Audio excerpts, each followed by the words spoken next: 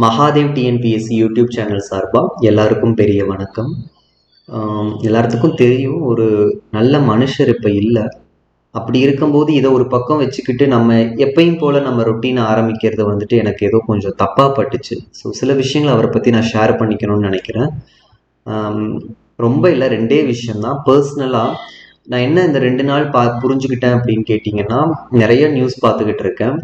நான் எஸ்பிபி சார்னு தெரிஞ்சு அவரை எவ்வளோ நான் ரசிச்சனோ அதை விட எஸ்பிபி சார்னே தெரியாமல் அவரை நான் நிறையா ரசிச்சுக்கிட்டு இருந்திருக்கேன். ஒன்றும் இல்லை, என்னோட ஃபோனோட ரிங்டோன் பார்த்தீங்கன்னா எனக்கு ரொம்ப பிடிச்ச சீரியலோட ஒரு டியூன், அந்த சாங்கோட டியூன் மகாபாரதம். விதியாலும் விளையாட்டில் சதிவலையில் வீழ்ந்தனரேன்னு சொல்லிட்டு அந்த ஒரு சாங். ஆக்சுவலி அந்த 2 வருஷமா எனக்கு அந்த டியூனை மாற்றணும்னு எனக்கு தோணுனது கிடையாது. ஏன் ஆனால் பார்த்தீங்கன்னா இந்த சாங் பாடினதே எனக்கு எஸ்பிபி சாருங்கிறது நேற்று தான் தெரியும். ஸோ 2 வருஷமாக அது எஸ்பிபி சார்னே தெரியாமல் நான் அந்த டியூனை வந்துட்டு அவர் பாடினதை வந்துட்டு நான் அவ்வளோ ரசித்து கேட்டுட்டு இருந்திருக்கேன். எனக்கு ரொம்ப பிடிச்ச மியூசிக் டைரக்டர் வந்துட்டு வித்யாசாகர் சார். ஏன்னா அவரோட மெலோடிஸ் வந்துட்டு வேற லெவலில் இருக்கும். எத்தனை தடவை கேட்டாலும் சலிக்காது. மொழி எஸ்பெஷலி எனக்கு ரொம்ப அவரோட மாஸ்டர் பீஸ்னிங்கன்னா கர்ணா மூவியில் வர்ற மலரே மௌனம். எனக்கு அதுக்கு ஏன் வந்துட்டு நேஷ்னல் அவார்டு கிடைக்கலன்னு சொல்லிட்டு எனக்கு இன்னும் ஒரு சின்ன வருத்தம் இருக்குது. ஒன்று அவருக்கு கிடைச்சிருக்கணும், இல்லை அட்லீஸ்ட் எஸ்பிபி சாருக்கு கிடைச்சிருக்கணும் அப்படின்னு சொல்லிட்டு எனக்கு அது தோணும் எப்பயுமேவும். பட் ஆக்சுவலி அந்த படம் ரிலீஸ் ஆன அந்த 95ல் வந்துட்டு நேஷ்னல் அவார்டு வாங்கினது இவர் தான். பட் ஒரு கன்னடா சாங்காக உமண்டுன்னு சொல்லிட்டு ஒரு கிளாசிக்கல் சாங் அதுவும் பார்த்தீங்கன்னா ஒரு மாதிரி வித்தியாசமான வாய்ஸ். அது எஸ்பிபி சார் வாய்ஸ்னே உங்களால் கெஸ் பண்ண முடியாது. ஒரு மாதிரி பேஸ் வாய்ஸில் டிஃப்ரெண்ட்டாக இருக்கும். உங்களுக்கு டைம் கிடைச்சா நீங்கள் அதெல்லாம் போய் கேளுங்க. எனக்கு வேற என்ன சொல்கிறதுன்னு தெரில. ஆக்சுவலி அந்த மலரே மௌனமாக தான் இவருக்கும் ரொம்ப பர்சனலான ஃபேவரட்டான சாங்னு சொல்லிட்டு எனக்கு அது இன்றைக்கி தான் தெரியும். ஸோ என்னமோ தெரில, அவரை பற்றி நிறையா நியூஸ், இதுவும் அவர் தானா அப்படின்னு சொல்லிட்டு நிறையா வந்துட்டு நான் தசவதார மூவிக்கு வந்துட்டு நான் ஃபர்ஸ்ட் தெலுங்குல தான் பார்த்தேன். தெலுங்குல வந்துட்டு 10 கேரக்டர்ல 7 கேரக்டருக்கு இவர் தான் டப்பிங் பண்ணியிருக்காரு, கமல்ஹாசன் கேரக்டருக்கு. சும்மா நிறைய விஷயங்கள் அவரை பத்தி நான் தெரிஞ்சுக்கிட்டே இருக்கேன். ஸோ வேற என்ன சொல்றதுன்னு தெரில. Sir, may your soul rest in peace. அடுத்து எனக்கு இந்த டீச்சருக்கு ஒரு ஒரு ஒரு தேங்க்ஸ் சொல்லணும் அப்படின்னு தோணுச்சு. சரி, ஓகே. அடுத்து நம்ம நியூஸ் என்னென்ன அப்படின்னு பார்த்தீங்கன்னா, இன்னைக்கு ஃப்ரண்ட் பேஜில் வந்துட்டு இந்த வோடாஃபோன் கேஸ் பற்றி கொடுத்துருக்காங்க. 2007லேருந்து இந்த கேஸ் போய்கிட்டு இருக்கு. ஸோ இதில் நம்ம இந்த இதை பார்க்கும்போது நம்ம லைட்டாக எதை பற்றியும் பார்த்துக்கலான்னு கேட்டிங்கன்னா, நம்ம நாட்டில் என்ன நடந்துக்கிட்டு இருக்கு, டாக்ஸேஷன் சிஸ்டம் எப்படி இருக்குது அப்படிங்கிறத பற்றி நம்ம லைட்டாக வந்துட்டு டச் பண்ண வேண்டியது இருக்கும். அவ்வளோதான். மற்ற எதுவும் பார்த்தீங்கன்னா அந்தளவுக்கு தேவையான நியூஸ் ஃப்ரண்ட் பேஜில் கிடையாது. அடுத்து இது என்ன அப்படின்னு பார்த்தீங்கன்னா, இது ஆர்ஆர்டிஎஸ் பற்றி. ஆர்ஆர்டிஎஸ் அப்படிங்கிறது அது ஒரு ட்ரெயின். ஸோ இதை பற்றி நம்ம பார்க்கும்போது லைட்டாக வந்துட்டு அர்பனைசேஷனை பற்றியும் அடுத்து வந்துட்டு சேட்டலைட் டவுன்ஸ் பற்றியும் நம்ம லைட்டாக அந்த 2 டாப்பிக்கை பற்றி நம்ம லைட்டாக டச் பண்ண வேண்டியது இருக்கும். ஸோ இதெல்லாம் நீங்கள் மெயின்ஸில் வந்துட்டு இதை நம்ம கோட் பண்ணலாம். ஆக்சுவலாக அர்பனைசேஷனை கண்ட்ரோல் பண்ணுறதுக்கு என்னெல்லாம் பண்ணலாம், அந்த மாதிரி நம்ம இடத்துல இந்த பாயிண்ட்ஸ் எல்லாத்தையும் கோட் பண்ணலாம். அடுத்து இதிலெல்லாம் பார்த்தீங்கன்னா அந்தளவுக்கு இந்த பேஜில் எதுவும் கிடையாது. வேற இது என்னன்னு பார்த்தீங்கன்னா, ஃபார்மர்ஸ்க்கு எதிராக போடப்பட்ட அந்த பில்லுக்கு எதிராக போராட்டம் நடக்கும். ஸோ இது நம்ம ஏற்கனவே வேணுங்கிற அளவுக்கு நம்ம நிறைய பார்த்துருக்கோம். லேபர் பில்ஸ்க்கு எதிராகவும் போராட்டங்கள் எல்லா பக்கமும், இந்த ஃபார்மர்ஸ் பில், லேபர்ஸ் பில்ஸ்க்கு எதிராக நிறைய போராட்டங்கள் நடந்துகிட்டு இருக்கு. நெக்ஸ்ட் எடிட்டோரியல் பேஜில் இதுவும் எதை பற்றின்னு பார்த்தீங்கன்னா லேபர் பில்ஸை பற்றி தான். ஸோ நம்ம வேணுங்கிற அளவுக்கு நிறைய பார்த்தாச்சு லேபர் பில்ஸ் பற்றி. அதோட பாசிட்டிவ்ஸ் என்ன, நெகட்டிவ்ஸ் என்ன எல்லாமே நம்ம பார்த்துருக்கோம். ஸோ திருப்பி அது நியூஸில் வந்துக்கிட்டே இருந்துச்சுன்னா ஒவ்வொரு தடவையும் நம்ம அதை பற்றி படிக்கணுங்கிற அவசியம் இல்லை. ஸோ சும்மா லைட்டாக மட்டும் அதை ரீட் மட்டும் பண்ணிக்கிட்டீங்கன்னா போதும். நம்மளோட நியூஸ் அனாலிசிஸை ரெகுலராக பார்த்தீங்கன்னா நீங்களே இப்போ அந்த எடிட்டோரியலை படிக்கிற திறமை உங்களுக்கு வந்துடும். அடுத்து இது வந்துட்டு செஸ்டாக்ஸை பற்றி கொடுத்துருக்காங்க. நம்ம செஸ்டாக்ஸை பற்றியும் வந்துட்டு 25 ஆகஸ்ட்னு நினைக்கிறேன், 25 ஆகஸ்ட் அன்னைக்கு பார்த்த நியூஸ் பேப்பர் அனாலிசிஸில் நான் உங்களுக்கு எக்ஸ்பிளைன் பண்ணியிருக்கேன். பட் இது வந்துட்டு வேற டைமென்ஷனில் கொடுத்துருக்காங்க. ஸோ இதை பற்றி நம்ம லைட்டாக பார்க்க வேண்டியது இருக்கும். அடுத்து வந்துட்டு இது பார்லிமெண்ட்ல இப்போ இந்த கமிட்டி சிஸ்டம் வந்துட்டு எந்த அளவுக்கு எஃபிஷியண்டா இருக்கு, இது வந்துட்டு கொண்டு போறாங்களா, கரெக்டா எதுக்காக ஃபார்ம் பண்ணாங்களோ அந்த பர்பஸை வந்துட்டு இது ஃபில்ஃபில் பண்ணுதா அப்படிங்கிற விஷயத்தை பத்தி கொடுத்துருக்காங்க. ஸோ நம்ம இதை பத்தி லைட்டா பார்த்துக்க வேண்டியது இருக்கும். அப்புறம் இது ஃபுல்லா இந்த ஃபார்மர்ஸ் பில் பத்தி தான். இது ஃப்ரண்ட் பேஜில் கொடுத்துருந்த நியூஸு.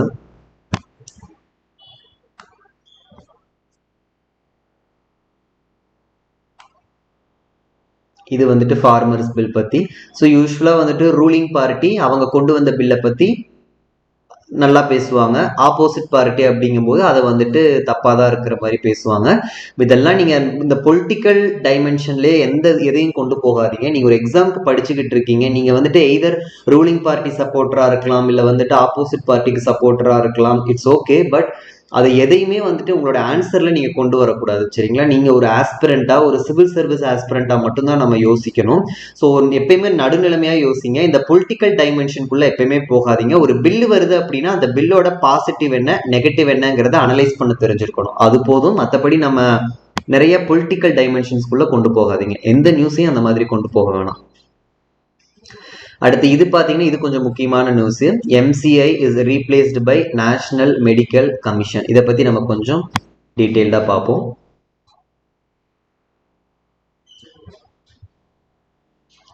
குவாட் கண்ட்ரிஸ் பற்றி கொடுத்துருக்காங்க, பட் ஒன்றும் சொல்கிற அளவுக்கு ஒன்றும் பெருசாக அந்த மீட்டிங்கில் வந்துட்டு நடக்கலை. ஸோ இதை பற்றி லைட்டாக என்னன்னு மட்டும் பார்த்துக்கலாம். குவாட் கண்ட்ரிஸ் என்னன்னு மட்டும் பார்த்துக்கிட்டா போதும்.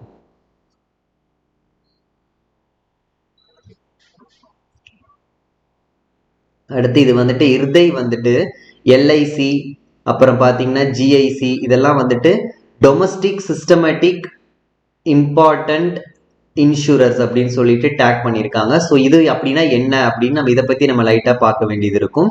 அடுத்து பார்த்தீங்கன்னா AIIBயோட vice president DJ Pandian interview பண்ணியிருக்காங்க. ஸோ இது நம்ம அந்த அளவுக்கு இதெல்லாம் தேவையில்லை. பட் AIIBயோட ஹெட் குவார்டர்ஸ் எங்கே இருக்குன்னு மட்டும் பார்த்துக்கோங்க. பீஜிங்கில் இருக்கு, சரிங்களா? ஸோ சைனால பீஜிங் அப்படிங்கிற இடத்துல AIIBயோட ஹெட் குவார்டர்ஸ் இருக்கு. ஸோ இந்த ஃபேக்டை மட்டும் நீங்கள் நோட் பண்ணி வச்சுக்கோங்க. அடுத்து ஹார்லி டேவிட்சன், இவங்க வந்துட்டு இந்த கம்பெனி வெளியே போயிட்டாங்க இந்தியாவை விட்டு அப்படின்னு சொல்லிட்டு நம்ம நேற்று தான் பார்த்தோம். ஸோ ஒரு 2000 ஜாப்ஸ் வந்துட்டு இப்போ இல்லாமல் போகிறதுக்கு சான்ஸ் இருக்கு. அடுத்து இந்த ஐபிஓனா என்ன அப்படின்ட்டு, இந்த இனிஷியல் பப்ளிக் ஆஃபரிங்னா என்ன அப்படிங்கிறதையும் நான் 25th ஆகஸ்ட் நியூஸ் பேப்பர் அனாலிசிஸ்ல போட்டிருக்கேன். அந்த டேட்ல தான் நம்ம வந்துட்டு செஸ்டாக்ஸை பற்றியும் பார்த்தோம், இந்த ஐபிஓவை பற்றியும் பார்த்தோம். ஸோ அதில் நீங்கள் பார்த்துக்கிட்டீங்கனாலே ஓரளவுக்கு இது தெரிஞ்சிடும் என்ன சொல்ல வராங்க அப்படின்னு சொல்லிட்டு. அப்புறம் ஸ்போர்ட்ஸ் நியூஸ். சரி, ஓகே. இப்போ ஃபர்ஸ்ட் இந்த MCI replaced by national medical commission என்ன அப்படின்னு பார்த்தீங்கன்னா, இதுக்கு முன்னாடி இந்த சட்டப்படி Indian medical council act of 1956 இந்த சட்டப்படி ஒரு கவுன்சில் ஆரம்பிக்கிறாங்க. அதுதான் என்னன்னு பார்த்தீங்கன்னா மெடிக்கல் கவுன்சில் ஆஃப் இந்தியா. எதுக்கு அப்படின்னு கேட்டிங்கன்னா, இந்த மெடிக்கல் டிபார்ட்மெண்ட்டை வந்துட்டு ரெகுலேட் பண்ணணும், ஓகேங்களா? அவங்களுக்குன்னு ஒரு ரூல்ஸு, கோட்ஸ், எத்திக்ஸ் இதெல்லாம் வந்துட்டு ஃப்ரேம் பண்ணணும். இது ரொம்ப முக்கியம். நீங்கள் ஒரு எக்ஸாம்பிளுக்கு வந்துட்டு பார்த்தீங்கன்னா அர்ஜுன் ரெட்டி படம் எல்லாரும் பார்த்துருப்பீங்க. அதில் பார்த்தீங்கன்னா அந்த அவர் வந்துட்டு ட்ரிங்க்ஸ் அடிச்சுட்டு ஆல்கஹால் கன்சியூம் பண்ணிட்டு அவர் வந்துட்டு ஆப்ரேஷன் பண்ணுற ஒரு கேஸ் போயிட்டு இருக்கும். அதில் ஆக்சுவலி அதில் இவ்வளோதான் வந்துட்டு டாக்டர் வந்துட்டு சர்ஜரிக்கு முன்னாடி கன்சியூம் பண்ணணும் ஆல்கஹால், இதை தாண்டி ஒரு லிமிட்டை தாண்டி போகக்கூடாது. இந்த மாதிரி இருக்கிறதுல என்னன்னு பார்த்தீங்கன்னா இதெல்லாம் வந்துட்டு ரூல்ஸ்.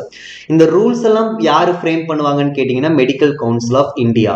இந்த இன்ஃபர்மேஷன்ஸை அவங்க ஷேர் பண்ணலாம், இந்த இன்ஃபர்மேஷனை அவங்க ஷேர் பண்ணக்கூடாது, ஒரு பேஷண்ட்டை இந்த மாதிரிலாம் ட்ரீட் பண்ணக்கூடாது அப்படின்னு சொல்லிட்டு அவங்களுக்குன்னு ஒரு எத்திக்ஸ், அவங்களுக்குன்னு ஒரு கோடு, இதெல்லாம் ஒரு வேலை தான் நான் சொல்ற வேலை. அது போக MBBS எப்படி அந்த சீட் வந்துட்டு எப்படி ஃபில் பண்ணணும், MD சீட்ஸுக்கு எந்த மாதிரி ஃபுல்ஃபில் பண்ணணும், இந்த மாதிரி நிறைய விஷயங்களை வந்துட்டு மெடிக்கல் கவுன்சில் ஆஃப் இந்தியா பண்ணிட்டு இருந்தாங்க, சரிங்களா? ஆனா சில பிரச்சனை இருக்கு. என்னென்ன சொல்றாங்கன்னு கேட்டீங்கன்னா, ஒண்ணு வந்துட்டு கரப்ஷன் அதிகமா இந்த மெடிக்கல் கவுன்சில் ஆஃப் இந்தியாவில் என்ன நடக்குதுன்னா கரப்ஷன் அதிகமா நடக்குதுங்கிற ஒரு கம்ப்ளைண்ட் அடிக்கடி வந்துகிட்டே இருக்கு. அது போக இன்னொன்று அட்மினிஸ்ட்ரேஷன் பாயிண்ட் ஆஃப் வியூல பாத்தீங்கன்னா இது ஒரு ஓவர் சென்ட்ரலைஸ்டு ஒரு பாடி. ஓவர் சென்ட்ரலைஸ்டு அப்படின்னா நிறைய விஷயங்களை வந்துட்டு இது ஒரே ஒரு இன்ஸ்டிடியூஷனாவே பார்ப்பாங்க. அதாவது என்ன சொல்றது, நீங்க ஒரு எக்ஸாம்பிளுக்கு வந்துட்டு நீங்க ஒரு ஸ்கூல் நடத்துறீங்க அப்படின்னு வைங்களேன். நீங்க உங்க கண்ட்ரோலுக்கு கீழே ஒரு 4 ஸ்கூல் நீங்க நடத்திட்டு இருக்கீங்க அப்படின்னா ஒரு 4 ஸ்கூலுக்கு நீங்க என்ன கொடுக்க மாட்டீங்கன்னா இண்டிபெண்டன்ஸ் கொடுக்காம அந்த ஸ்கூலோட பிரின்சிபல்ஸ்க்கு வந்துட்டு நீங்க இண்டிபெண்டன்ட் கொடுக்காம எல்லாத்தையுமே ஒரே ஆள் நான் சொல்றதுதான் கேட்கணும் அப்படிங்கிற மாதிரி நீங்க நடந்துக்கிட்டீங்க அப்படின்னா அதை நம்ம என்னன்னு சொல்லலாம்னு கேட்டீங்கன்னா ஓவர் சென்ட்ரலைசேஷன் அப்படின்னு சொல்லலாம். அந்த மாதிரி இந்த மெடிக்கல் கவுன்சில் ஆஃப் இந்தியாவில் இந்த ஓவர் சென்ட்ரலைசேஷன் ப்ராப்ளம் அதிகமாக போயிட்டு இருந்துச்சு. ஸோ இதுக்காக வேற ஒரு கமிஷன் கொண்டு வரணுமே அப்படின்னு சொல்லிட்டு என்ன பண்ணாங்கன்னா ஒருத்தங்க ரெக்கமெண்ட் பண்ணாங்க. யாரு ரெக்கமெண்ட் பண்ணாங்க அப்படின்னு கேட்டீங்கன்னா நித்தி ஆயோக் ரெக்கமெண்ட் பண்ணாங்க. சரிங்களா? ஸோ இந்த பாயிண்ட்ஸ்லாம் ரொம்ப முக்கியம். ஸோ நித்தி ஆயோகோட ரெக்கமெண்டேஷனுக்கு கீழே இப்போ என்ன ஃபார்ம் பண்ணியிருக்காங்க அப்படின்னு கேட்டீங்கன்னா நேஷனல் மெடிக்கல் கமிஷன் கொண்டு வந்திருக்காங்க. சரிங்களா? ஸோ இந்த பாயிண்ட் நீங்க தெரிஞ்சுக்கணும். ஸோ இப்போ இது எதுக்கு முக்கியமா எதுக்கு கொண்டு வந்திருக்காங்க அப்படின்னு கேட்டீங்கன்னா இந்த ஓவர் சென்ட்ரலைசேஷன் ப்ராப்ளமை கம்மி பண்ணணும். அப்ப என்ன பண்ணணும்? அதுக்கு கீழே நிறைய ஆட்டோனமஸ் பாடியை வந்துட்டு உருவாக்கணும். ஆட்டோனமஸ் அப்படின்னா அவங்களுக்கு நிறைய இண்டிபெண்டன்ட் பவர் கொடுக்குற சில பாடிஸ், ரொம்ப வந்துட்டு அவங்களோட விஷயத்துல தலையிடாம அவங்க இண்டிபெண்டா முடிவெடுக்கிற மாதிரி ஒரு 4 ஆட்டோனமஸ் பாடியை வந்துட்டு கிரியேட் பண்ணியிருக்காங்க. அது என்னென்ன அப்படிங்கிறது பாத்தீங்கன்னா இதுல மென்ஷன் பண்ணலன்னு நினைக்கிறேன், பட் தமிழ் நியூஸ் பேப்பர்ல மென்ஷன் பண்ணியிருக்காங்க. இன்னும் சில இன்ஃபர்மேஷன்ஸ் கூட கொடுத்துருக்காங்க. ஸோ முதல் தலைவர் இந்த தேசிய மருத்துவ ஆணையத்தின் முதல் தலைவர் யாருன்னு பார்த்துக்கோங்க, சுரேஷ் சர்மா. இதெல்லாம் எப்பயுமே மாறாது. சரிங்களா? அந்த ஃபர்ஸ்ட் அப்படிங்கிற அந்த டேர்ம் வந்துட்டு ஏன் ரொம்ப முக்கியம்னா நீங்க நம்ம ஒருவேளை நீங்க ஒரு 20 வருஷம் கழிச்சு உங்க குழந்தைங்க யாராச்சும் வந்துட்டு இந்த எக்ஸாமுக்கு படிச்சாங்கனாலும் இந்த பாயிண்ட் மாறாது. ஃபர்ஸ்ட் ஹெட், ஃபர்ஸ்ட் பிரசிடென்ட் அப்படின்னா இந்த பாயிண்ட் மாறாது. ஸோ அதனால பார்த்துக்கோங்க. ஃபர்ஸ்ட் தலைவர் யாருன்னா சுரேஷ் சர்மா. இந்த கமிஷன்ல வந்துட்டு மொத்தம் எத்தனை பேர் இருப்பாங்க கேட்டீங்கன்னா 10 உறுப்பினர்களும் 22 பகுதி நேர உறுப்பினர்களும் இருப்பாங்க. சரிங்களா? பகுதி நேர உறுப்பினர்கள் அப்படின்னா பார்ட் டைம் மெம்பர்ஸ். அந்த 10 உறுப்பினர்கள் இருக்காங்க இல்லையா, அவங்க என்னன்னு கேட்டீங்கன்னா இவங்க வந்துட்டு எக்ஸ் அபிஷியோ மெம்பர். எக்ஸ் அபிஷியோனா என்னங்கிறத நான் ஏற்கனவே ஒரு தடவை சொல்லியிருக்கேன். அதாவது இந்த போஸ்ட்ல இருக்கிறதுனால அவர் இதோட மெம்பர் அப்படின்னு இருந்துச்சுன்னா அது வந்துட்டு எக்ஸ் அபிஷியோ மெம்பர். இப்ப உதாரணத்துக்கு இப்ப வந்துட்டு பிரைம் மினிஸ்டர் இந்த நித்தி ஆயோக் இருக்கு இல்லையா, நித்தி ஆயோகோட சேர்மன் யாரு அப்படின்னு பாத்தீங்கன்னா நரேந்திர மோடி அவர்கள். ஆனா அவர் வந்துட்டு எக்ஸ் அபிஷியோ சேர்மன். ஏன் எக்ஸ் அபிஷியோ சேர்மன் சொல்றோம்னா அவர் பிரைம் மினிஸ்டரா இருக்கிற காரணத்தினால நித்தி ஆயோகோட சேர்மன். அவ்வளவுதானே தவிர நரேந்திர மோடி அவர்கள் அவர் வந்துட்டு ஆஸ் அ நரேந்திர மோடியா அவர் வந்துட்டு சேர்மன் கிடையாது. ஆஸ் அ பிரைம் மினிஸ்டரா அவர் வந்துட்டு நித்தி ஆயோகோட சேர்மன். ஒருவேளை அடுத்த எலெக்ஷன்ல வேற யாராவது பிரைம் மினிஸ்டர் வராங்கன்னா ஆட்டோமேட்டிக்கா அவங்க என்ன ஆயிருவாங்கன்னு கேட்டீங்கன்னா சேர்மன் ஆவாங்க. சரிங்களா? யாரெல்லாம் பிரைம் மினிஸ்டரா இருக்காங்களோ அவங்க எல்லாம் நித்தி ஆயோகோட சேர்மனா இருப்பாங்க. அதனால இதை நம்ம என்னன்னு சொல்லுவோம்னு கேட்டீங்கன்னா எக்ஸ் அபிஷியோ சேர்மன் சொல்லுவோம். அந்த மாதிரி இந்த 10 பேர் எப்படின்னு கேட்டீங்கன்னா எக்ஸ் அபிஷியோ மெம்பர்ஸ். இந்த 22 பேர் எப்படின்னு பாத்தீங்கன்னா பார்ட் டைம் மெம்பர். ஸோ இவ்வளோ பேர் இருக்கிறதுனால நீங்க அது யார் யாருங்கிறதெல்லாம் நீங்க பாத்துக்கணுங்கிற அவசியம் கிடையாது. ஹெட் மட்டும் பாத்துக்கோங்க, சுரேஷ் சர்மா. அடுத்து இந்த 4 ஆட்டோனமஸ் பாடி சொன்னேன் இல்லையா, இந்த இதுல அந்த 4 ஆட்டோனமஸ் பாடி என்னென்னு பாருங்க. தமிழ்ல இருக்கு, நான் இங்கிலீஷ்ல நான் உங்களுக்கு இங்க எழுதியிருக்கேன்.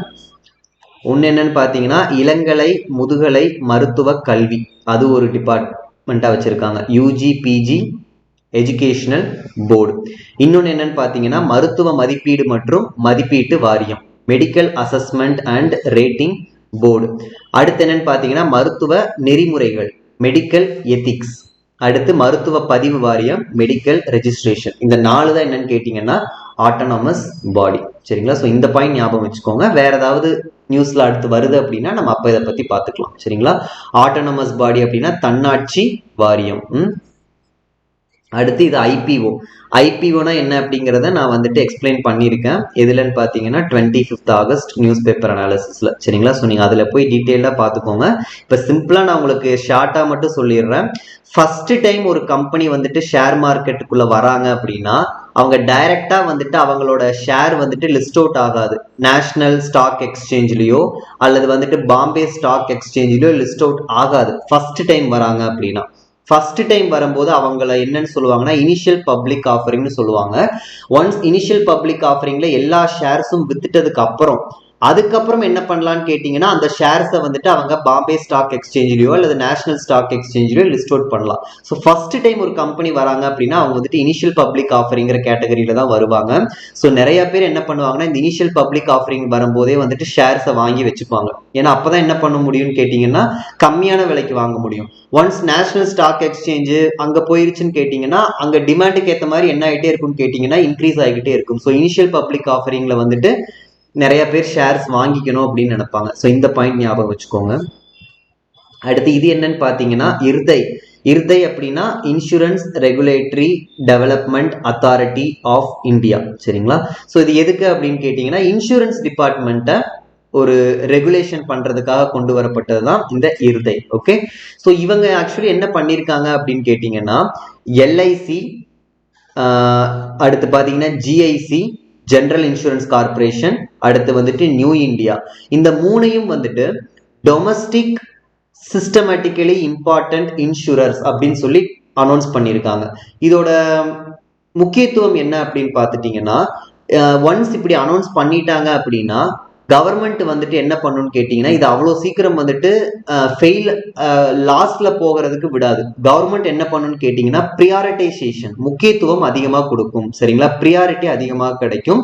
இங்க இன்னொரு டேர்ம் வந்துட்டு ஆட் பண்ணிக்கோங்க, ஒரு டொமஸ்டிக்கலி சிஸ்டமேட்டிக் இம்பார்ட்டன்ட் இன்சூரர்ஸ் அப்படின்னு சொல்லி டேக் பண்ணிட்டாங்கன்னா அது என்ன மாதிரியான ஒரு இதுக்குள்ள வந்துரும்னா டூ பிக் டு ஃபெயில்.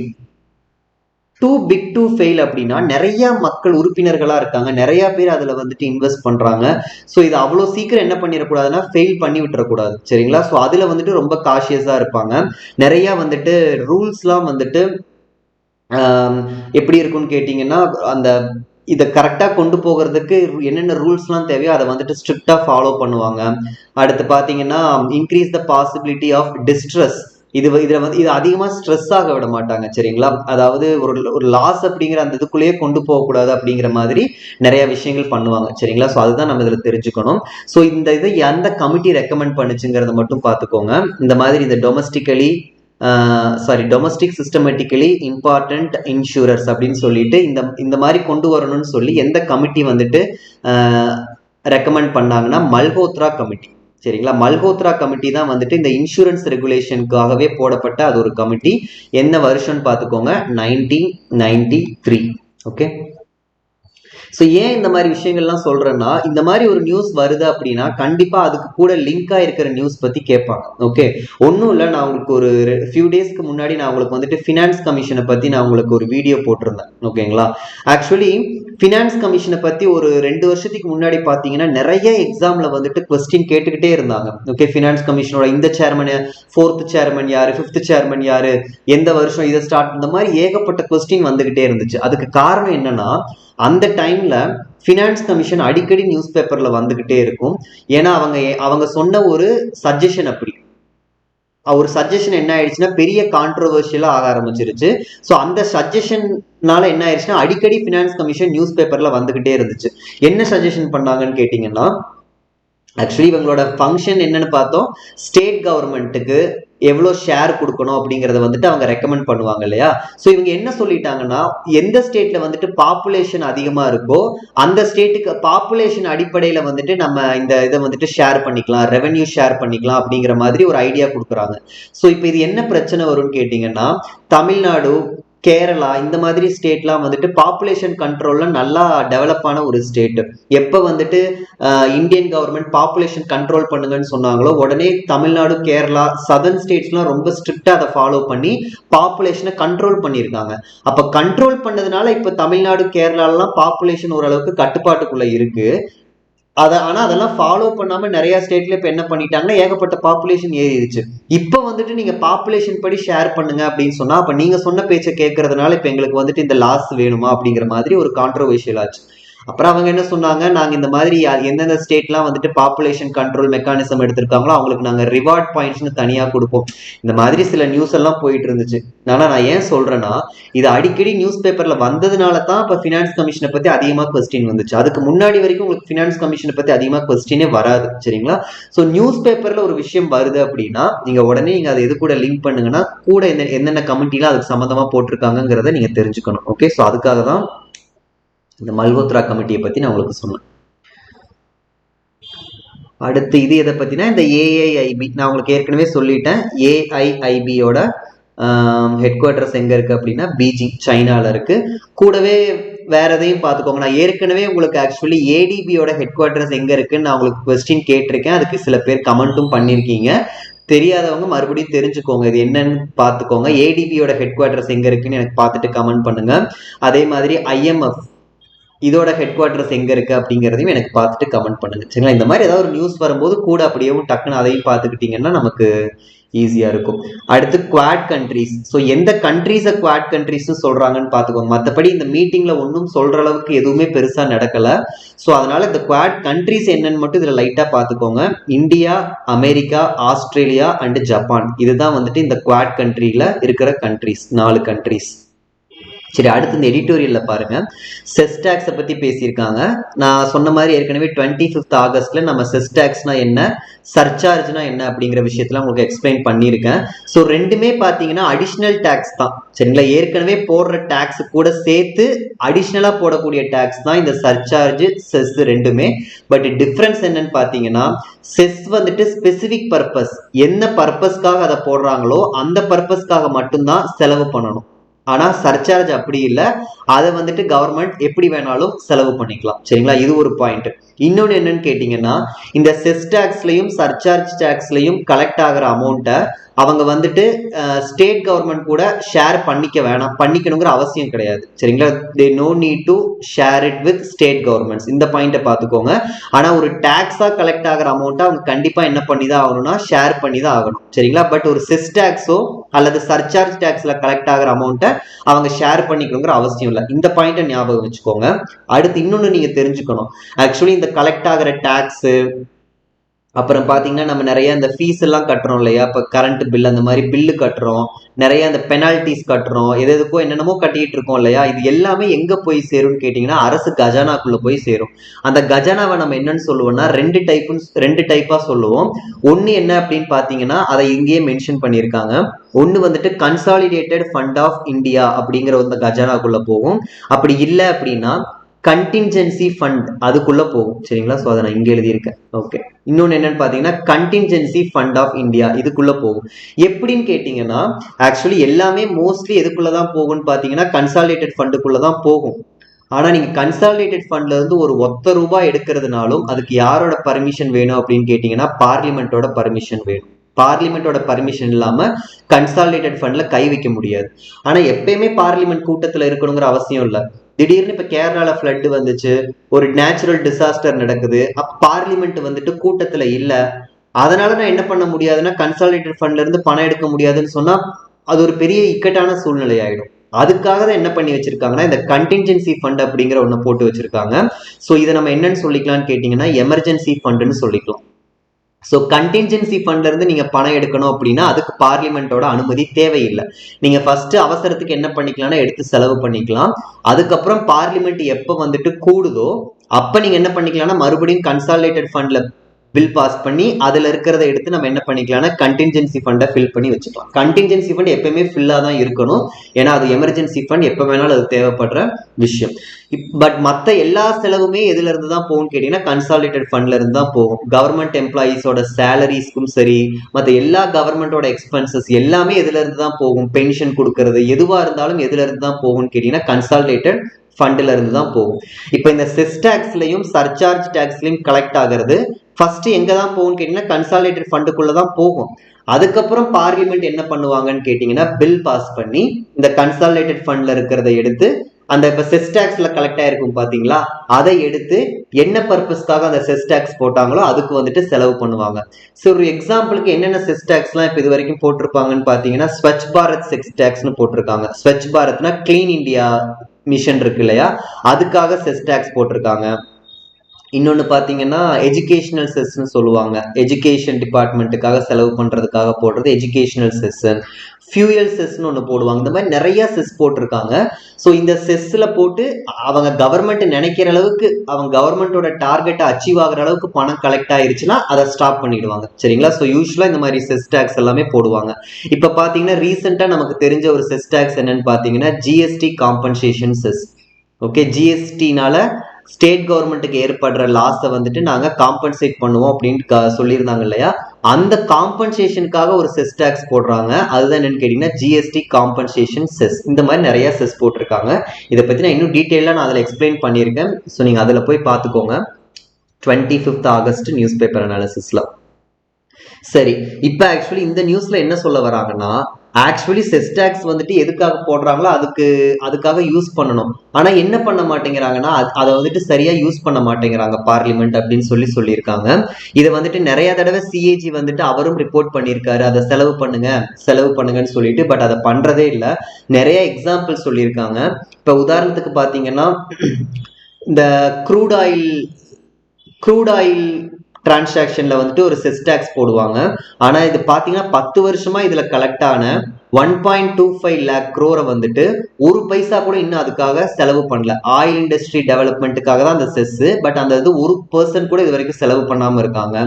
அடுத்து பாத்தீங்கன்னா பெட்ரோலு, அடுத்து டீசல்ல போடக்கூடிய அந்த ஹெஃப்டி செஸ் வச்சு என்ன பண்றாங்கன்னா இந்த ரோடு இதெல்லாம் சரி பண்றதுக்காக அந்த செஸ் போட்டாங்க. அதையும் என்ன பண்றது இல்லைன்னா சரியாவே வந்துட்டு யூஸ் பண்ணாம எல்லாமே எதுல இருக்குன்னு கேட்டீங்கன்னா கன்சாலிடேட்டட் ஃபண்ட் ஆஃப் இந்தியால அப்படியே தான் வச்சிருக்காங்க. அதை யாருமே இன்னும் என்ன பண்ண எடுத்து செலவே பண்ண மாட்டேங்கிறாங்க.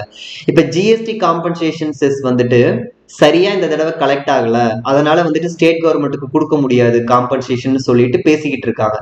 ஆனா இதுக்கு முன்னாடி பாத்தீங்கன்னா அதிகமா கலெக்ட் ஆச்சு. 47,000 crore அதிகமா கலெக்ட் ஆச்சு. அதிகமா கலெக்ட் ஆகும்போது என்ன பண்ணலன்னா ஸ்டேட் கவர்மெண்ட் கூட அவங்க ஷேர் பண்ணிக்கல. ஸோ இதை ஒரு பாயிண்டா வைக்கிறாரு. அடுத்து பாத்தீங்கன்னா ஒரு 4% ஹெல்த் அண்ட் எஜுகேஷனல் செஸ் அப்படிங்கிற இன்கம் டேக்ஸ்ல போடக்கூடிய செஸ் இது ஹெல்த் அண்ட் எஜுகேஷனல் செஸ்ன்னு. ஆனா இதுல பாத்தீங்கன்னா எஜுகேஷனுக்கு கூட ஓரளவுக்கு செலவு பண்ணியிருக்காங்க. பட் ஹெல்த்துக்கு இது வரைக்கும் செலவே பண்ணதில்லை அப்படின்னு சொல்றாங்க. இந்த மாதிரி நிறைய சஜஷன்ஸ் வைக்கிறாங்க. ஆக மொத்தத்துல என்ன சொல்றாங்க அப்படின்னு கேட்டீங்கன்னா இந்த செஸ் டேக்ஸ் கலெக்ட் ஆகிறத யூஸ் பண்ண மாட்டேங்கிறாங்க அப்படிங்கறத இந்த எடிட்டோரியல்ல சொல்லியிருக்காங்க. சரிங்களா? ஸோ இப்போ இதை படிங்க, உங்களுக்கு எல்லாம் புரியும். அடுத்து இது என்னன்னு பாத்தீங்கன்னா லேபர் பில்ஸ் பத்தி நம்ம ஏற்கனவே பார்த்திருக்கோம். நம்ம பார்த்த மாதிரியே தான் 4 லேபர் பில். அதுல ஒரு லேபர் பில் மட்டும் போன வருஷமே பாஸ் ஆயிருச்சு. மிச்சம் 3 பில் பாத்தீங்கன்னா இப்பதான் பாஸ் ஆச்சு. இதுல என்னென்ன சொல்லியிருக்காங்க அப்படின்னு பார்த்திருக்கோம். அதாவது இதுக்கு முன்னாடி 100 பேர்த்துக்கு மேல ஒரு ஃபேக்டரியில வந்துட்டு ஆட்கள் வேலை பார்த்தாங்கன்னா அந்த ஃபேக்டரி என்ன பண்ண முடியாதுன்னா அவங்க இஷ்டப்படி ஆட்களை வேலையை விட்டு அனுப்ப முடியாது, கவர்மெண்டோட பர்மிஷன் வேணும். இப்ப அதை என்ன பண்ணிட்டாங்கன்னா 300 ஒர்க்கர் ஆக்கிட்டாங்க. இப்போ 300 ஒர்க்கர்ஸ் வேலை பார்க்குற ஃபேக்டரி, அதுக்கு மேல வேலை பார்க்குற ஃபேக்டரிஸ் மட்டும்தான் என்ன பண்ணணும்னா கவர்மெண்ட் கிட்ட பர்மிஷன் வாங்கணும். 300 பேர்த்துக்கு கம்மியா வேலை பார்க்குறவங்க எல்லாம் இப்ப என்ன பண்ணிக்கலாம்னா இஷ்டத்துக்கு ரெக்ரூட் பண்ணிக்கலாம், இல்ல இஷ்டத்துக்கு என்ன பண்ணிக்கலாம்னா அவங்கள வீட்டுக்கும் அனுப்பலாம். அந்த மாதிரி சில பிரச்சனைகள் இருக்கு. அடுத்து பாத்தீங்கன்னா அதான் கிரேட்டர் ஃப்ரீடம் இந்த டெர்மினேஷன் அண்ட் எக்ஸிஸ்ட் டெசிஷன். வீட்டுக்கு அனுப்புறதுல வந்துட்டு ஃபேக்டரிக்கு ஒரு அதிகமான ஃப்ரீடம் கொடுத்துருக்காங்க இந்த பில்லுல அப்படின்னு சொல்றாங்க. பட் ஆனா இது பாத்தீங்கன்னா இன்னொன்னு என்ன சொல்றாங்கன்னா அன்ஆர்கனைஸ்டு ஒர்க்கர்ஸ்க்கு வந்துட்டு சில நல்லது வர்ற மாதிரி இதுல இருக்கு அப்படிங்கிறாங்க. Kick and platform workers, platform இவங்களாம் அன்ஆர்கனைஸ்டு, இவங்களாம் ஆர்கனைஸ்டு ஒர்க்கர்ஸ் கிடையாது. ஸோ இவங்களுக்கு வந்துட்டு ஓரளவுக்கு நல்லது நடக்கிற மாதிரி இந்த பில்லுல இருக்குங்கிற மாதிரி ஒரு பாயிண்ட் சொல்றாங்க. அடுத்து வந்துட்டு ஏதாவது ஒரு புது ஃபேக்டரியா இருந்துச்சு அப்படின்னா அவங்க எந்த ப்ரொவிஷன்ஸையும் ஃபாலோ பண்ணணுங்கிற அவசியம் இல்லை அப்படிங்கிற மாதிரி ஒரு விஷயத்தையும் சொல்லியிருக்காங்க. அடுத்து பாத்தீங்கன்னா எதை வந்துட்டு ஃபேக்டரிங்கிற டேர்ம்குள்ள வருதுன்னா இதுக்கு முன்னாடி 10 பேர் ஒர்க் பண்ணிட்டு இருந்தாலே அதை வந்துட்டு ஃபேக்டரின்னு சொல்லுவாங்க.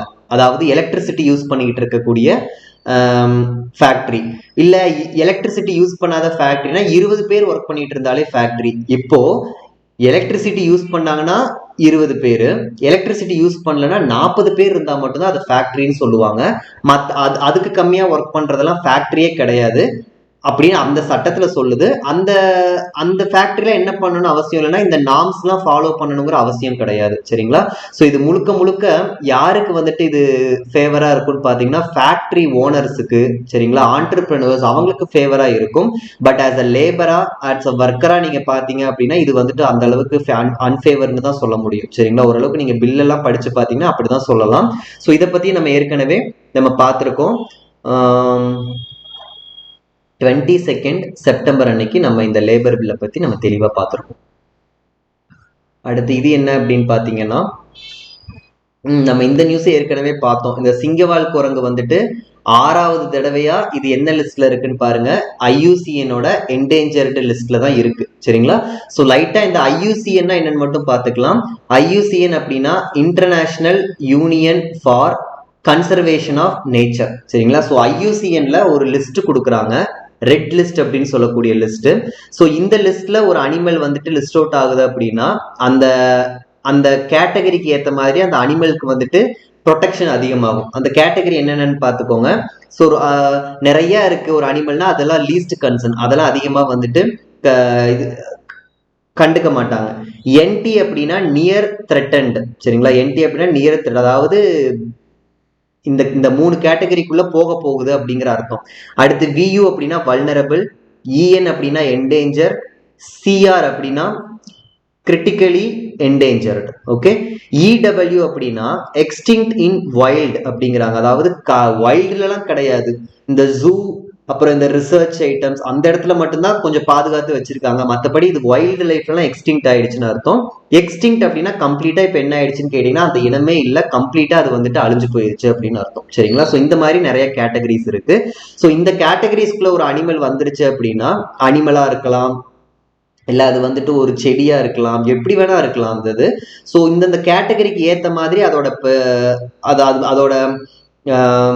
ப்ரொடெக்ஷன் வந்துட்டு அதிகமாகும், சரிங்களா? ஸோ இந்த பக்கம் போக போக என்ன ஆகிட்டே இருக்குன்னு கேட்டிங்கன்னா ப்ரொடெக்ஷன் அதிகமாகிட்டே போகும். கிரிட்டிக்கலி என்டேஞ்சர்டுக்குலாம் வந்துருச்சுன்னா அதோட ப்ரொடெக்ஷன் பயங்கரமாக அதிகமாகிடும். தொட்டாலே நம்ம வந்துட்டு பெரிய தண்டனை கிடைக்கிற மாதிரி அது இது இருக்கும், சரிங்களா? ஸோ இந்த ஐயூசிஎனோட ஹெட் குவார்ட்டர்ஸ் எங்கே இருக்குன்னு பார்த்துக்கோங்க, சுவிட்சர்லாண்டில் இருக்குது. இது எப்போ ஸ்டார்ட் பண்ணாங்கன்னா 1948 ஸ்டார்ட் பண்ணாங்க. ஸோ இந்த பாயிண்ட்ஸ் ஞாபகம் வச்சுக்கோங்க. அடுத்து வந்துட்டு இது ஒரு ஃபேக்ட்ஸ் நியூஸ் தான். இன்டர்நேஷனல் காஃபி டே எப்போ செலிப்ரேட் பண்ணுறாங்கன்னா October 1 செலிப்ரேட் பண்ணுறாங்க. ஓகே, ஸோ இந்த பாயிண்ட் ஞாபகம் வச்சுக்கோங்க. நம்ம இதுக்கு முன்னாடி நிறைய வந்துட்டு இந்த மாதிரி இதெல்லாம் பார்த்தோம். ஆகஸ்ட் டைம்ல வந்துட்டு எலிஃபென்ட் டே பார்த்தோம், சரிங்களா? ஸோ நான் இப்போ ஒன்னொன்னா சொல்றேன், உங்களுக்கு எனக்கு ஞாபகம் இருக்கிறத மட்டும் சொல்றேன். உங்களுக்கு அந்த டே ஞாபகம் இருந்துச்சுன்னா நீங்க அப்படியே வந்துட்டு ரீகலெக்ட் பண்ணிக்கோங்க, சரிங்களா? எலிஃபென்ட் டே பார்த்தோம். அடுத்து வந்துட்டு போட்டோகிராஃபி டே பார்த்தோம். அப்புறம் பார்த்தீங்கன்னா ஹெப்பாட்டிட்டிஸ் டே பார்த்தோம். அடுத்து ஸ்போர்ட்ஸ் டே பார்த்தோம், சரிங்களா? ஸோ இந்த இதெல்லாம் நம்ம ஒவ்வொன்றா பார்த்துட்டு இருந்தோம். ஸோ இதெல்லாம் ஞாபகம் இருக்கான்னு மட்டும் செக் பண்ணிக்கோங்க. நம்ம எல்லாமே ட்ரிக் வச்சு தான் சொன்னோம், சரிங்களா? ஸோ அதை நான் உங்களுக்கு சொல்லலை. நம்ம ரிவிஷன் பார்ட்டாக என்னைக்காச்சும் ரீகேப் டைமில் போடுவோம் இல்லையா? ஸோ நான் அப்போ இந்த ட்ரிக்லாம் என்னென்ன சொல்லியிருந்தேங்கிறத நான் அப்போ சொல்கிறேன். பட் யோசிச்சு பாருங்க, நம்ம இதுக்கு முன்னாடி இங்கே ரெகுலராக பார்த்தவங்களுக்கு தெரியும் இந்த டேஸ்லாம். ஸோ அதில் ஒரு டே October 1 என்னன்னு பார்த்தீங்கன்னா இன்டர்நேஷனல் காஃபி டே. சரி, அடுத்து இந்த எடிட்டோரியல் என்ன சொல்றாங்க அப்படின்னு பார்த்தீங்கன்னா, நம்ம பார்லிமெண்ட்ல வந்துட்டு நிறைய கமிட்டிஸ் இருக்கு, ஓகேங்களா? அதாவது பார்த்தீங்கன்னா செலெக்ஷன் கமிட்டி, அப்புறம் வந்துட்டு ஜாயிண்ட் செலக்ட் கமிட்டி, அடுத்து பார்த்தீங்கன்னா டிபார்ட்மெண்ட் கமிட்டி, அப்புறம் பார்த்தீங்கன்னா இந்த மாதிரி estimate committee, public accounts committee, இந்த மாதிரி நிறைய கமிட்டி வந்துட்டு இருக்கு பார்லிமெண்ட்ல. யூஸ்வலா இந்த கமிட்டியில் எப்படி இருப்பாங்கன்னா 2 மெம்பர்ஸுமே இருப்பாங்க, சரிங்களா? அதாவது ரூலிங் மெம்பர்ஸும் இருப்பாங்க, அப்புறம் ஆப்போசிஷன் மெம்பர்ஸ் எல்லாருமே இருப்பாங்க ஆக்சுவலி. ஸோ இதுல வந்துட்டு நம்ம பொலிட்டிக்கலா என்ன ஆகாதுன்னு கேட்டீங்கன்னா இந்த கமிட்டி வந்துட்டு டிவைட் ஆகாது, ரூலிங் பார்ட்டி அப்படி டிவைட் ஆகாது. ஸோ வந்துட்டு எல்லாருமே இருப்பாங்க, 2 பேருமே இருப்பாங்க. பட் பார்லிமெண்ட்ல இதுக்கு முன்னாடிலாம் பார்த்தீங்கன்னா எந்த பில் பாஸ் பண்ணாலுமே அதுக்காக அமைக்கப்பட்டிருக்கிற கமிட்டிக்கு வந்துட்டு அனுப்பி அதெல்லாம் கொஞ்சம் சரி பண்ணிட்டு இருக்கிற பழக்கம் இருந்துச்சு. பட் இப்போ ரீசெண்ட் டைம்ஸ்ல பாத்தீங்க அப்படின்னா அது ரொம்ப கம்மியாயிடுச்சு. உதாரணத்துக்கு 14th லோக்சபால வந்துட்டு 60% தான் வந்துட்டு அனுப்பி இருந்திருக்காங்க. அடுத்து பாத்தீங்கன்னா 15th 71 அனுப்பி இருக்காங்க. பட் இப்போ இந்த லோக்சபால 16th லோக்சபால பாத்தீங்க அப்படின்னா வெறும் 27% ஆஃப் பில்ஸ் தான் வந்துட்டு இந்த கமிட்டிக்கு அனுப்பியிருக்காங்க. அப்ப என்னன்னா அந்த கமிட்டி கிட்டேயே அனுப்பல அப்படின்னா இவங்களுக்கு எப்படி அதோட மற்ற கருத்துலாம் தெரிஞ்சுக்கணும் இல்லையா? ஸோ அந்த மாதிரி சில பாயிண்ட்ஸ் வைக்கிறாங்க. ஸோ நம்ம இதுல வேற சில அந்த கமிட்டிஸை பத்தியும் கொஞ்சம் கொஞ்சம் மென்ஷன் பண்ணியிருக்காங்க. ஸோ இதுல பாத்தீங்கன்னா இப்ப செலக்ட் கமிட்டின்னு இருக்கு. இந்த செலக்ட் கமிட்டினா என்னன்னு பாத்துக்கோங்க. செலக்ட் கமிட்டி அப்படின்னா ஆக்சுவலி பாத்தீங்கன்னா ஏதாவது ஒரு ஹவுஸ்ல இருக்கிற மெம்பர்ஸ், லோக்சபால இருக்கிற மெம்பர்ஸை வச்சு கமிட்டி இருக்கும், அல்லது பாத்தீங்கன்னா ராஜ்யசபாவில் இருந்து அந்த கமிட்டி இருக்கும். பட் ஜாயிண்ட் கமிட்டி அப்படிங்கும் போது இதுல லோக்சபாவில் இருக்கிற மெம்பர்ஸும் ராஜ்யசபால இருக்கிற மெம்பர்ஸ் 2 பேரையும் சேர்த்து என்ன பண்ணிருப்பாங்கன்னா ஜாயிண்ட் கமிட்டில மெம்பர்ஸ் இருப்பாங்க. ஆக்சுவலி இந்த கமிட்டி எதுக்கு யூஸ்ஃபுல்லா அப்படின்னா ட்ரைனிங் ஸ்கூல்ஸ் மாதிரி. இப்ப புதுசா ஒரு எம்பி வராரு, ஒருத்தர் புதுசா வந்துட்டு மினிஸ்டர் ஆயிருக்காரு அப்படின்னா அவருக்கு வந்துட்டு இதுக்கு முன்னாடி இருந்த மினிஸ்டர் என்ன ஸ்டேஜ்ல வந்துட்டு இதை விட்டுருக்காரு, அதுக்கப்புறம் இப்ப இவர் வந்திருக்காரு இல்லையா? ஸோ இவருக்கு வந்துட்டு அந்த என்ன ஸ்டேஜ்ல இந்த ப்ராசஸ்லாம் நிக்குதுங்கிறத எக்ஸ்பிளைன் பண்றதுக்கு அதுக்கு ஒரு ட்ரைனிங் ஸ்கூலாவும் இந்த கமிட்டிலாம் இருந்திருக்கு. அடுத்து பாத்தீங்கன்னா டிபார்ட்மெண்ட் ரிலேட்டட் ஸ்டாண்டிங் கமிட்டி, இதை பத்தி நம்ம ஏற்கனவே பார்த்தோம், ஒரு 1 வீக் முன்னாடி கூட இதை பத்தி நம்ம லைட்டா பார்த்திருக்கோம். இந்த டிபார்ட்மெண்ட் ரிலேட்டட் ஸ்டாண்டிங் கமிட்டி பார்த்தீங்கன்னா இதுக்கு முன்னாடி மொத்தம் 17 கமிட்டி தான் இருந்துச்சு. பட் இப்போ என்ன பண்ணிட்டாங்கன்னா அந்த 17 இருந்ததை வந்துட்டு 93ல வந்துட்டு 24 மாத்திட்டாங்க. சரிங்களா? ஸோ இதுக்கு முன்னாடி வந்துட்டு உங்களுக்கு இந்த கொஸ்டின் நம்ம ஏற்கனவே வந்துட்டு இந்த இந்த இந்த நியூஸ் பார்த்துருக்கோம். அதுல வந்து நான் உங்களுக்கு சொல்லியிருக்கேன், இந்த டிபார்ட்மெண்ட் ரிலேட்டட் கமிட்டியில 24 கமிட்டி இருக்கு. ஒவ்வொரு கமிட்டியில எத்தனை மெம்பர்ஸ் இருப்பாங்க, டோட்டல் மெம்பர்ஸ் எத்தனை பேரு, அதுல எத்தனை பேர் லோக்சபால இருந்து எத்தனை பேர் ராஜ்யசபால இருந்து இருப்பாங்க அப்படிங்கிற அந்த பாயிண்ட் வந்துட்டு நான் உங்களுக்கு எக்ஸ்பிளைன் பண்ணியிருக்கேன். உங்களுக்கு ஞாபகம் இருந்துச்சு அப்படின்னா எனக்கு கீழே வந்துட்டு கமெண்ட் பண்ணுங்க. சரிங்களா? ஸோ இந்த பாயிண்ட் பார்த்துக்கோங்க. வேற என்ன சொல்றாங்கன்னா இப்ப கடைசியா வந்துட்டு ஜாயிண்ட் கமிட்டிக்கு அனுப்பி இருக்கிற பில் எதுன்னு பாத்தீங்கன்னா இந்த லேண்ட் அக்விசிஷன் பில் தான். ஓகேங்களா? Land acquisition rehabilitation resettlement bill 2015. இந்த பில்லு தான் பாத்தீங்கன்னா கடைசியா வந்துட்டு ஜாயிண்ட் கமிட்டிக்கு அனுப்பி இருக்கிற பில்லு. நீங்க ரீசெண்ட் டைம்ஸ்ல பாத்தீங்கன்னா ரொம்ப ரொம்ப முக்கியமான இந்த ஜம்மு காஷ்மீரோட 370 ஆர்டிகிளை எடுத்து விட்ட பில்லு, இப்ப வந்துட்டு இந்த ஃபார்மர்ஸ்க்கான இந்த 3 பில்ஸ், இது எதுவுமே வந்துட்டு பாஸ் பண்றது இல்லை அந்த கமிட்டிக்கு. ஸோ இது வந்துட்டு சரியில்லை. பார்லிமெண்டோட ரூல்ஸ்ன்னு கிடையாது, பார்லிமெண்டோட ஒரு மொராலிட்டி, ஒரு ப்ரொசீஜர்ஸ், இத்தனை வருஷமா பண்ணிக்கிட்டு இருந்த ப்ரொசீஜரை வந்துட்டு இவங்க ஸ்கிப் பண்ற மாதிரி இருக்கு. ஏன்னா கமிட்டிக்கு கண்டிப்பா ரெஃபர் பண்ணிட்டு தான் ஒரு பில்லை வந்துட்டு பாஸ் பண்ணணுங்கிற அவசியம் கிடையாது. இருந்தாலும் ஒரு கமிட்டி அவங்களுடைய கருத்தையும் தெரிஞ்சுக்கிட்டா நல்லது தானே, இல்லையா? ஆனா அதை வந்துட்டு பண்ண மாட்டேங்கிறாங்க அப்படின்னு சொல்லிட்டு இந்த ஆர்டிக்கிள்ல சொல்லியிருக்காங்க. ஸோ இப்ப இதை படிச்சு பாருங்க, ஓரளவுக்கு உங்களுக்கு புரியும் என்ன சொல்லியிருக்காங்க அப்படின்னு சொல்லிட்டு. ஓகே, அப்புறம் அடுத்து இது ஒரு ஃபேக்ட் பேஸ்டு நியூஸ் தான். ஐஎன்எஸோட தலைவரா வந்துட்டு ஆதிமூலம் அவர்களை வந்துட்டு அப்பாயிண்ட் பண்ணியிருக்காங்க. 25 வருஷம் கழிச்சு ஒரு தமிழர் வந்துட்டு இந்த வாய்ப்பு கிடைச்சிருக்கு ஆக்சுவலி. அதனால இந்த பாயிண்ட் பார்த்துக்கோங்க. ஐஎன்எஸ் அப்படின்னா இந்தியன் நியூஸ் பேப்பர் சொசைட்டி, அதோட ஹெட்டா வந்துட்டு ஆதிமூலம் அவர்களை வந்துட்டு அப்பாயிண்ட் பண்ணியிருக்காங்க. அடுத்து இந்த வோடாஃபோன் கேஸ் பற்றி. ஆக்சுவலி இந்த வோடாஃபோன் கேஸ் என்னன்னா கொஞ்சம் நம்ம 2007 கதைக்குள்ளே போகணும். லைட்டாக அந்த ஸ்டோரியை மட்டும் பார்த்துக்கோங்க. ஆக்சுவலாக அந்த டைமில் யார் இருந்தாங்கன்னா ஹச் அப்படிங்கிற அந்த நெட்ஒர்க் இருந்துச்சு. ஸோ அவங்க கிட்ட இருந்து வோடாஃபோன் வந்துட்டு அதை வாங்குறாங்க. இப்போ இந்த மாதிரி ஒரு டிரான்சாக்ஷன் நடக்கும்போது ஆக்சுவலி நம்ம கவர்மெண்ட் சிஸ்டம்ல ஒரு 2 விதமான டேக்ஸ் இருக்கு.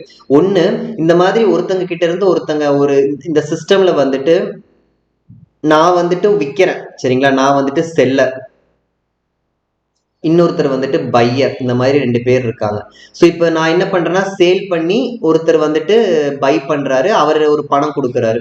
இப்போ எனக்கு இந்த இதுல எனக்கு வந்துட்டு ஒருவேளை கெயின், ஒரு நல்ல கெயின் கிடைச்சிருக்குன்னு வைங்களேன், அதுக்கு நான் என்ன போடணும்னு கேட்டீங்கன்னா கேபிட்டல் கெயின் டாக்ஸ் அப்படிங்கிற ஒன்று வந்துட்டு நான் பே பண்ணணும். இந்த பாயிண்ட்டை ஞாபகம் வச்சுக்கோங்க. அடுத்து இந்த பக்கம் பையரும் ஒரு பாயிண்ட்ல என்ன பே பண்ண வேண்டியது இருக்குன்னா அவங்க வந்துட்டு வித் ஹோல்டிங் டாக்ஸ் அப்படிங்கிற ஒன்று வந்துட்டு அவங்க பே பண்ற மாதிரி இருக்கும். சரிங்களா?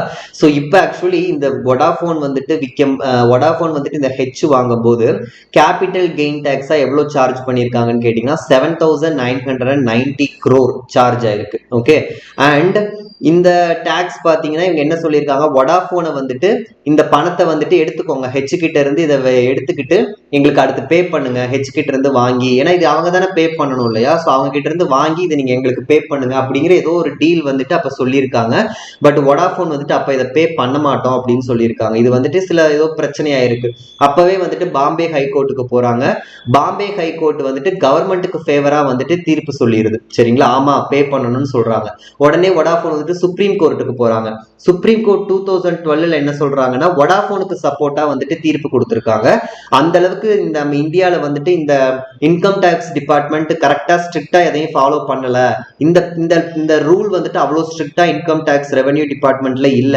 அதனால இதை வந்துட்டு வோடாஃபோன் பே பண்ணுங்கிற அவசியம் இல்லைன்னு சொல்லிட்டு இவ என்ன பண்றாங்க, வோடாஃபோனுக்கு ஃபேவரா வந்துட்டு இந்த தீர்ப்பு போயிருது. ஆனா மறுபடியும் அடுத்தடுத்து இந்த பிரச்சனை நடந்து என்ன ஆயிருதுன்னா ஒரு ஸ்டேஜ்ல இதை வந்துட்டு கண்டிப்பா நீங்க பே பண்ணி தான் ஆகணும் அப்படிங்கிற மாதிரி சொல்லிடுறாங்க. அப்ப வோடாஃபோன் என்ன பண்றாங்கன்னா இன்டர்நேஷனல் இதுக்கு பிஏசிக்கு போறாங்க. பிசிஏ அப்படின்னா permanent court of arbitration. Permanent court of arbitration எங்க இருக்கு அப்படின்னு கேட்டீங்கன்னா நெதர்லாண்ட்ல இருக்கு. நம்ம இதுக்கு முன்னாடி பார்த்தோம் இல்லையா, ஐநா சபையிலேயே 6 முக்கியமான ஆர்கன் இருக்கு. அதுல ஒண்ணு வந்துட்டு இன்டர்நேஷனல் கோர்ட் ஆஃப் ஜஸ்டிஸ்னு, அதுவும் எங்கதான் இருக்குன்னு கேட்டீங்கன்னா நெதர்லாண்ட்ல தான் இருக்கு. பட் அது வேற, பெர்மனன்ட் கோர்ட் ஆஃப் ஆர்பிட்ரேஷன் அப்படிங்கிறது வேற. சரிங்களா? ஸோ பெர்மனன்ட் கோர்ட் ஆஃப் ஆர்பிட்ரேஷன்ல வில்லிங்கா அதுல வந்துட்டு மெம்பரா இருக்கீங்க அப்படின்னா இது தனி டிபார்ட்மெண்ட். ஸோ இதுக்கும் ஐநா சபைக்கும் சம்மந்தம் கிடையாது, அந்த பாயிண்ட ஞாபகம் வச்சுக்கோங்க. ஸோ இது தனி. ஓகே, இதுல மெம்பரா இருக்கும் ஒரு 122 கண்ட்ரி என்னமோ மெம்பரா இருக்கு. அவங்களுக்குள்ள ஏதாவது ஒரு பிரச்சனையா வருதுன்னா அவங்க என்ன பண்ணலாம்னா தனியா 2 கண்ட்ரிக்கும் சம்மந்தம் இல்லாத ஒரு 3வது ஆளை வச்சு இந்த பிரச்சனையை வந்துட்டு தீர்ப்பாங்க. அதுதான் என்னன்னு பாத்தீங்கன்னா permanent court of arbitration. So இதுல நம்ம இதை வந்துட்டு நம்ம ஸ்ட்ரிக்டா ஃபாலோ பண்ணி தான் ஆகணும். ஏன் அப்படின்னு கேட்டீங்கன்னா நம்ம ஏற்கனவே நெதர்லாந்து கூட ஒரு ட்ரீட்டி போட்டிருக்கோம், பிட் ட்ரீட்டின்னு சொல்லிட்டு, பைலேட்ரல் இன்வெஸ்ட்மெண்ட் ட்ரீட்டி. 1995ல அந்த ட்ரீட்டி போட்டிருக்கோம். அந்த ட்ரீட்டி படி என்ன பண்ணணும்னா யாராவது வந்துட்டு நெதர்லாண்ட்ல இருந்து இன்வெஸ்ட் பண்றாங்க அப்படின்னா நம்ம அவங்களுக்கு வந்துட்டு காம்படிஷன் கிரியேட் பண்ணணும், அவங்களுக்கு வந்துட்டு அவங்கள பாதிக்கிற மாதிரி விஷயங்களை வந்துட்டு கொண்டு வரணும். அந்த மாதிரி சிலது வந்துட்டு இந்த ட்ரீட்டியில பேசியிருக்காங்க. ஸோ இதுபடியும் பாத்தீங்க அப்படின்னா வோடாஃபோன் வந்துட்டு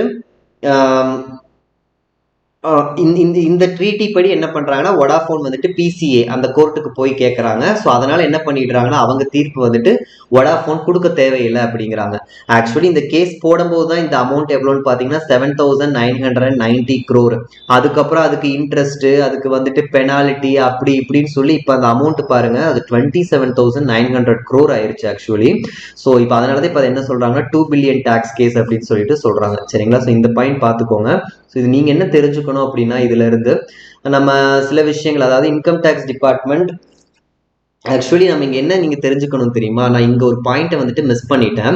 ஆக்சுவலி சுப்ரீம் கோர்ட், உங்களுக்காக அந்த டவுட் வந்திருக்கும்னு நினைக்கிறேன். சுப்ரீம் கோர்ட் வந்து தீர்ப்பு கொடுத்துட்டாங்க இல்லையா, அதுக்கப்புறம் எப்படி மறுபடியும் கவர்மெண்ட் பே பண்ண சொன்னாங்க அப்படிங்கிற ஒரு டவுட் வந்திருக்கும்னு நினைக்கிறேன்.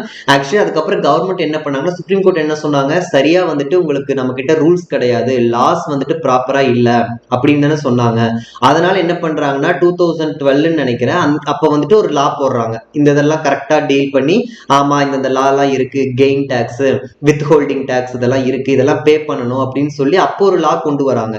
யோசிச்சு பாருங்க, ஒரு லா 2012ல வருது அப்படின்னா அப்ப என்ன அர்த்தம், இனிமேல அந்த லா வந்துட்டு செல்லுபடி ஆகும்னு அர்த்தம். பட் நம்ம கொண்டு வந்த லா என்ன பண்ணிடுறாங்கன்னா ரெட்ரோஸ்பெக்டிவ் எஃபெக்ட் கொடுக்குறாங்க. ரெட்ரோஸ்பெக்டிவ் எஃபெக்ட் அப்படின்னா முன்னாடி இருந்து, இதுக்கு முன்னாடி இந்த மாதிரி நடந்துச்சுன்னா அவங்களும் பே பண்ணணும் அப்படின்னு சொல்லிட்டு ரெட்ரோஸ்பெக்டிவ் எஃபெக்ட் கொடுக்குறாங்க. இதை எதிர்த்து தான் ஆக்சுவலி வோடாஃபோன் போனாங்க.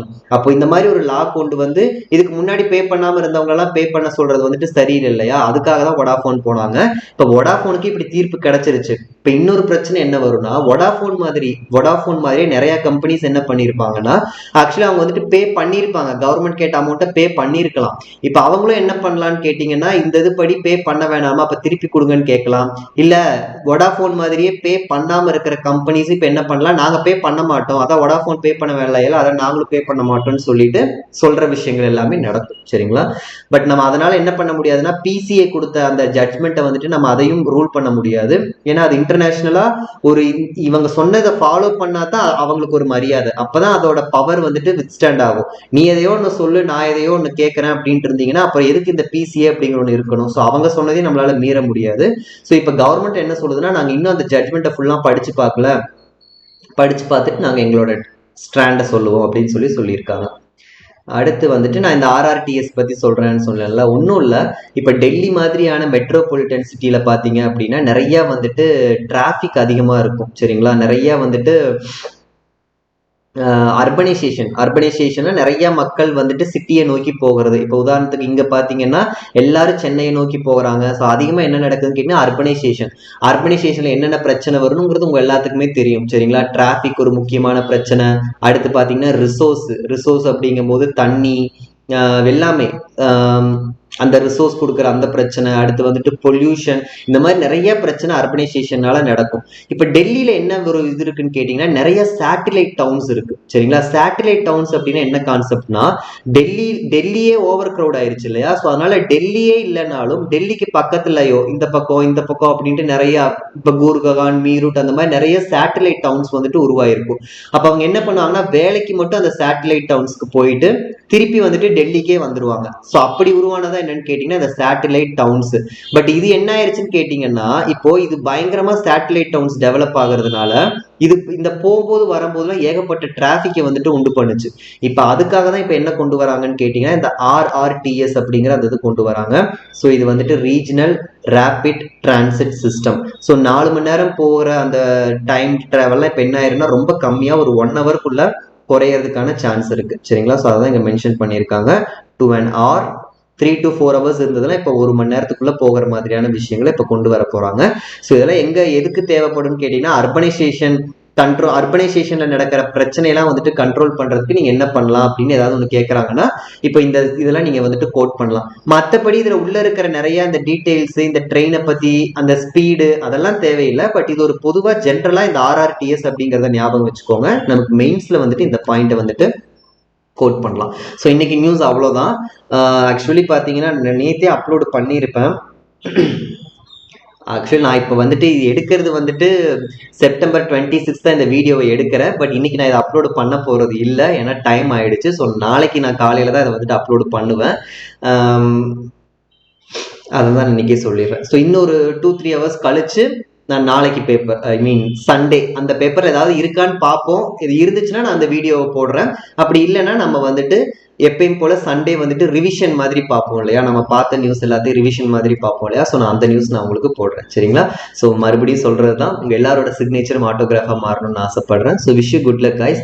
தேங்க்ஸ் ஃபார் வாட்சிங் அண்ட் ஸ்டே டியூன்.